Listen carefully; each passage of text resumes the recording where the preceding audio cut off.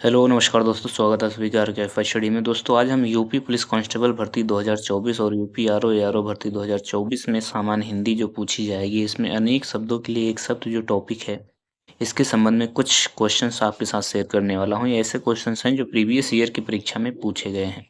तो दोस्तों आपको इससे बाहर पढ़ने की ज़रूरत नहीं पड़ेगी। अनेक शब्दों के लिए एक शब्द को सामान्य हिंदी के समस्त अध्यायों को ऐसे ही आसान तरीके से पढ़ने और याद करने के लिए चैनल को सब्सक्राइब करना भी नहीं भूलेंगे और शेयर भी कर देंगे।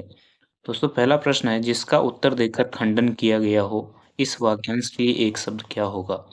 जिसका उत्तर देकर खंडन किया गया हो, इस वाक्यांश के लिए एक शब्द क्या होगा? तो प्रतियुक्त होगा। ऑप्शन नंबर ए इसका सही हो जाएगा। प्रतियुक्त, जिसका उत्तर देकर खंडन किया गया हो।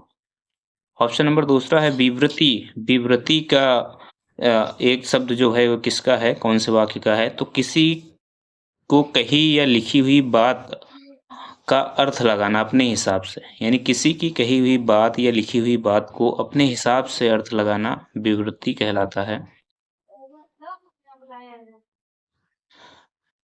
उत्तर मिलने पर उत्तर दिया हो तो उसे प्रत्युत्तर कहते हैं और पुनः उच्चारण करना हो तो उसे प्रत्युच्चार कहा जाता है। प्रश्न नंबर 2 है, उत्तर देकर खंडन करना के लिए एक शब्द होगा, क्या होगा? तो अभी ऊपर बताया गया है, प्रत्युक्त होता है। उत्तर देकर खंडन करना प्रत्युक्त कहलाता है। प्रश्न नंबर 3 है, अज का अर्थ नहीं है। ऑप्शन है, जिसका जन्म ना हुआ हो, दशरथ के पिता, ब्रह्मा, विष्णु, शिव। तो दोस्तों अज का अर्थ होता है जिसका जन्म हुआ हो। दशरथ के पिता को भी अज कहा गया और ब्रह्मा, विष्णु और शिव को भी अज कहा गया है। यानी अर्थ कौन सा नहीं है? तो मोती नहीं। ऑप्शन नंबर सी इसका सही उत्तर हो जाएगा। प्रश्न नंबर 4 है, जो स्त्री सूर्य भी ना देख सके उसके लिए एक शब्द क्या होगा? ऑप्शन है विदुषी, अलक्ष्य, अशौर्यमपश्य या शास्त्राज्ञा। तो जो स्त्री सूर्य भी ना देख सके उसके लिए होता है अशौर्यमपश्य। अशौर्यमपश्य इसका सही उत्तर हो जाएगा। आशूर्यम पश्या भी कहीं कहीं लिखा होता है और आशूर्य पश्या भी लिखा होता है। दोनों शब्द सही होंगे। आशूर्यम पश्या संस्कृत शब्द है और आशूर्य पश्या जो है वो हिंदी वाक्य शब्द है। तो जो स्त्री सूर्य भी न देख सके उसके लिए आशूर्यम पश्या और आशूर्य पश्या दोनों शब्द यूज होंगे। जो स्त्री किसी विषय को अच्छी तरह जानती होगी उसे शास्त्राज्ञा कहते हैं। जो स्त्री किसी विषय को अच्छी तरह जानती हो उसे विदुषी कहते हैं। और शास्त्राज्ञा जो शास्त्र का ज्ञान रखती हो उसे शास्त्राज्ञा कहते हैं। प्रश्न नंबर 5 है, इनमें से एक के लिए प्रयोज्य शब्द है आशौर्य पश्या। वह स्थान जहाँ सूर्य दिखाई न दे, वह स्थान जहाँ सूर्य का प्रखर प्रकाश बड़ा कष्टकारी होता है, जिसको सूर्य भी ना दिखे। या ऑप्शन नंबर डी है, रनिवास में कड़े पर्दे में रहने वाली स्त्री। तो ऑप्शन नंबर डी इसका सही उत्तर हो जाएगा। रनिवास में कड़े पर्दे में रहने वाली स्त्री के लिए एक शब्द है आशौर्य पश्या। प्रश्न नंबर 6 है, अज्ञ का अर्थ है। ऑप्शन है, जो कुछ भी नहीं जानता हो, जो सब कुछ जानता हो, जो बहुत थोड़ा जानता हो और जो जानता भी हो और नहीं भी जानता हो। तो इसका सही उत्तर क्या हो जाएगा? दोस्तों जो बहुत थोड़ा जानता हो उसे अल्पज्ञ कहते हैं। जो थोड़ा बहुत जानता हो उसे क्या कहते हैं? अल्पज्ञ कहते हैं। जो सब कुछ जानता हो उसे सर्वज्ञ कहते हैं और जो कुछ भी नहीं जानता है उसे अज्ञ कहा जाता है। तो इस तरीके से इसका सही उत्तर हो जाएगा ऑप्शन नंबर ए, जो कुछ भी नहीं जानता हो। प्रश्न नंबर 7 है, वह कवि जो तत्काल कविता करे के लिए एक शब्द क्या होगा? तो जो कवि तुरंत तत्काल कविता करता है उसे आशु कवि कहते हैं। ऑप्शन नंबर डी इसका सही हो जाएगा, आशु कवि। वह कवि जो तत्काल कविता करता है उसको आशु कवि कहते हैं। महान या सर्वश्रेष्ठ कवि को महाकवि कहा जाता है। महान या सर्वश्रेष्ठ कवि को महाकवि कहा जाता है। प्रश्न नंबर 8 है, जिसकी आशा ना की गई हो के लिए एक शब्द क्या होगा? ऑप्शन है आशातीत, अप्रत्याशित, आशान्वित या प्रत्याशा। तो जिसकी आशा ना की गई हो उसके लिए एक शब्द होगा अप्रत्याशित। अप्रत्याशित इसका सही उत्तर हो जाएगा। आशा से बहुत अधिक या जो आशा से परे हो उसके लिए एक शब्द होता है आशातीत। आशा से बहुत अधिक या फिर आशा से परे, इसके लिए शब्द है आशातीत। और आशा से बंधा हुआ, आशा से बंधा हुआ के लिए एक शब्द है आशान्वित। और प्रत्याशा जो होती है, प्रत्याशा की गई आशा के लिए जो एक शब्द होता है वो प्रत्याशा होता है। तो इस तरीके से इसका जो सही उत्तर हो जाएगा ऑप्शन नंबर बी होगा, अप्रत्याशित। जिसकी आशा न की गई हो के लिए एक शब्द क्या होगा, अप्रत्याशित। प्रश्न नंबर 9 है, जिसकी आशा ना की गई हो वाक्यांश के लिए एक शब्द क्या होगा, तो अप्रत्याशित होगा। अप्रत्याशित ऑप्शन नंबर डी में है, ऑप्शन नंबर डी इसका सही उत्तर हो जाएगा।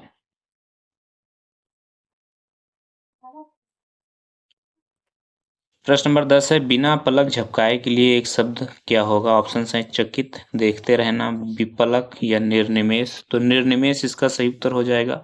बिना पलक झपकाए के लिए एक शब्द है निर्निमेष। प्रश्न नंबर 11 है, उत्तराधिकार में प्राप्त संपत्ति इनमें से एक अनेक शब्द के लिए एक शब्द कौन सा है। अनेक शब्द के लिए एक शब्द ऑप्शन है उत्तराधिकार में प्राप्त संपत्ति। ऑप्शन है धरोहर, उत्तराधिकृत, रिक्त या परिसंपत्ति। तो इसका सही उत्तर हो जाएगा ऑप्शन नंबर सी, रिक्त। उत्तराधिकार में प्राप्त संपत्ति को रिक्त कहा जाता है। बाकी सभी जो ऑप्शंस हैं वो गलत हो जाएंगे। किसी के पास रखी हुई दूसरे की वस्तु को धरोहर कहते हैं। किसी के पास रखी हुई दूसरे की वस्तु को धरोहर कहते हैं। जो उत्तराधिकार के लिए उपयुक्त हो उसे उत्तराधिकृत कहते हैं। जो उत्तराधिकार के लिए उपयुक्त हो उसे उत्तराधिकृत कहते हैं। किसी व्यक्ति या संस्था की आधिकारिक संपत्ति परिसंपत्ति कहलाती है। किसी व्यक्ति की या संस्था की आधिकारिक संपत्ति को परिसंपत्ति कहते हैं। उत्तराधिकार में प्राप्त संपत्ति के लिए एक शब्द क्या होगा, तो रिक्त होगा। ऑप्शन नंबर ए इसका सही उत्तर हो जाएगा। प्रश्न नंबर 13 है, जो युद्ध में स्थिर रहता है। अनेक शब्दों के लिए एक शब्द इसका क्या होगा। ऑप्शन है युद्ध स्थित, युद्ध स्त्री, युद्ध प्रेमी या युधिष्ठिर। तो युधिष्ठिर इसका सही उत्तर हो जाएगा, ऑप्शन नंबर सी। जो युद्ध में स्थिर है उसे क्या कहेंगे, युधिष्ठिर कहेंगे। ऑप्शन नंबर सी इसका सही उत्तर होगा। प्रश्न नंबर 15 है, कम बोलने वाला वाक्यांश के लिए एक शब्द क्या होगा। ऑप्शन है मितभाषी, मृदुभाषी, बहुभाषी या अभाषी। मृदुभाषी जो मतलब मीठा बोलता हो उसे मृदुभाषी बोलते हैं। जो बहुत भाषाएं जानता हो या बहुत भाषाएं बोलता हो उसे बहुभाषी कहते हैं।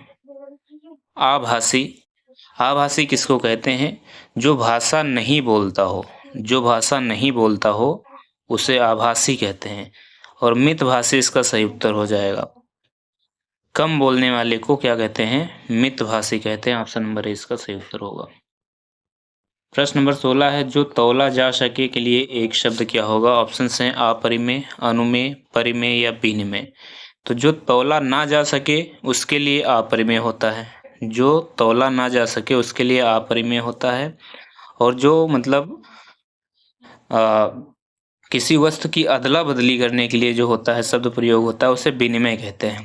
किसी वस्तु की अदला बदली करने के लिए जो प्रयोग शब्द होता है उसे विनिमय कहते हैं। और जो अनुमान करने योग्य हो उसे अनुमेय कहते हैं। जो अनुमान करने योग्य हो उसे अनुमेय कहते हैं। और जो तौला जा सके उसको क्या कहते हैं, परिमेय कहते हैं। ऑप्शन नंबर सी इसका सही उत्तर होगा। जो तौला जा सके परिमेय, जो ना तौला जा सके अपरिमेय। ऑप्शन नंबर सी इसका सही उत्तर होगा। प्रश्न नंबर 17 है, जो ईश्वर में विश्वास रखता हो के लिए एक शब्द क्या होगा। तो जो ईश्वर में जो विश्वास रखता है उसके लिए एक शब्द हो जाएगा क्या, आस्तिक। ऑप्शन नंबर ए इसका सही उत्तर हो जाएगा। जो ईश्वर में विश्वास नहीं रखता हो उसके लिए नास्तिक प्रयोग करते हैं। प्रश्न नंबर 18 है, सब कुछ जानने वाले के लिए एक शब्द क्या होगा। ऑप्शन है ज्ञानी, महाज्ञानी, सर्वज्ञ या जानकार। तो भी सबसे पहले उत्तर में मैंने बताया था कि जो सब कुछ जानता हो उसके लिए सर्वज्ञ ऑप्शन सही होता है। ऑप्शन नंबर सी इसका सही उत्तर हो जाएगा, सर्वज्ञ। सब कुछ जानने वाले के लिए एक शब्द है सर्वज्ञ। ज्ञानी, महाज्ञानी और जानकार जो हैं वो सब एक दूसरे के पर्यायवाची हैं। जो किसी भविष्य का ज्ञाता हो के लिए एक शब्द क्या होगा। ऑप्शन है अभिज्ञ, चैतन्य, विशिष्ट या किसी विषय का जो ज्ञाता होता है, जो किसी विषय का ज्ञाता हो उसे लिए क्या कहेंगे, विशेषज्ञ कहते हैं। किसी एक विषय का ज्ञाता हो विशेषज्ञ कहते हैं। ऑप्शन नंबर डी इसका सही उत्तर हो जाएगा। अभिज्ञ क्या होता है? जानने वाला या जानकार। जानने वाला या जानकार को अभिज्ञ कहते हैं।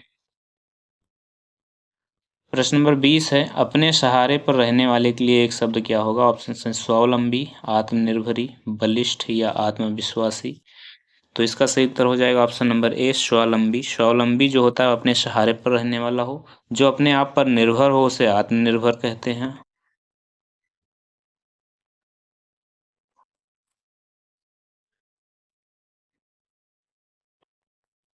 अगला प्रश्न है, अपरिमेय किस वाक्य के लिए एक शब्द है? अपरिमेय किस वाक्य के लिए एक शब्द है? ऑप्शन हैं जो तौला या नापा ना जा सके, जो अवश्य होने वाला हो, जो प्रमाण से सिद्ध ना हो सके या जो समय पर संभव ना हो।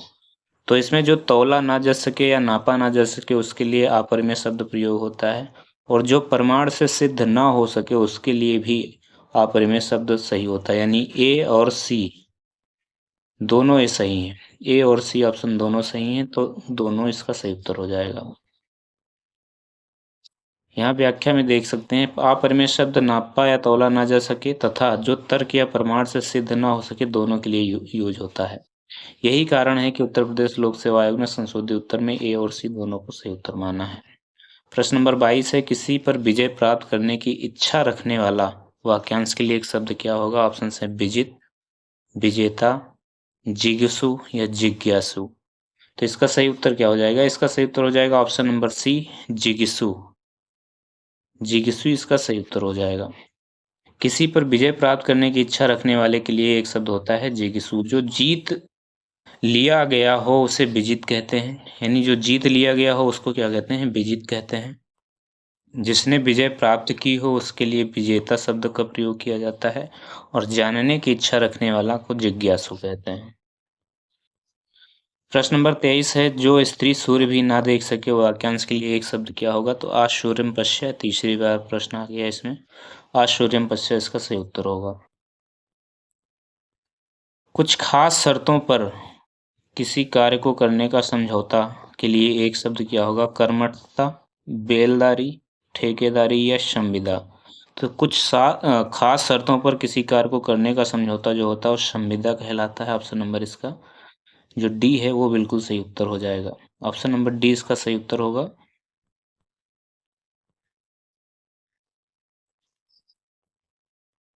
प्रश्न नंबर 25 है, जिसकी पहले से कोई आशा ना हो के लिए एक शब्द है अप्रत्याशित, आशातीत, आशाजनक या प्रत्याशित। जिसकी पहले से कोई आशा ना हो उसके लिए एक शब्द होता है अप्रत्याशित। ऑप्शन नंबर ए इसका सही उत्तर होगा। प्रश्न नंबर 26 है, जिसकी पूर्व से कोई आशा ना हो वाक्यांश के लिए एक शब्द होगा, क्या होगा? तो जिसकी पूर्व से कोई आशा ना हो इसके लिए भी अप्रत्याशित शब्द का प्रयोग होगा। ऑप्शन नंबर डी इसका सही उत्तर हो जाएगा। अब यहाँ पर आपको कंफ्यूजन करने के लिए अप्रत्याशित जो है इनको त्रुटि भी रखा गया है, यानी अप्रत्याशित को गलत तरीके से लिखा गया है दो जगह पर, लेकिन आपका ऑप्शन नंबर जो डी है वो सही हो जाएगा, अप्रत्याशित। प्रश्न नंबर 27 है, राज्य द्वारा निकाला गया आधिकारिक आदेश वाक्यांश के लिए एक शब्द क्या होगा? ऑप्शन है अधिनियम, अध्यादेश, अधियाचना या अधिसूचना। तो राज्य द्वारा निकाला गया आधिकारिक आदेश अध्यादेश कहलाता है। ऑप्शन नंबर इसका जो बी है वो सही उत्तर हो जाएगा, अध्यादेश।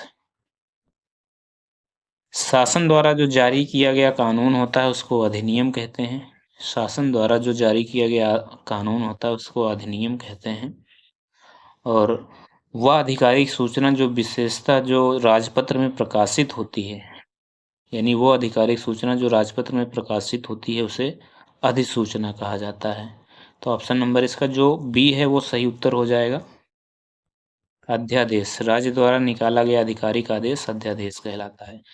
तो ये थे आज के हमारे एक अनेक शब्दों के लिए एक शब्द के 25 प्लस प्रश्न। उम्मीद है वीडियो आपको पसंद आएगा। अगर पसंद आता है तो लाइक शेयर और सब्सक्राइब जरूर करना। धन्यवाद। जय हिंद, जय भारत।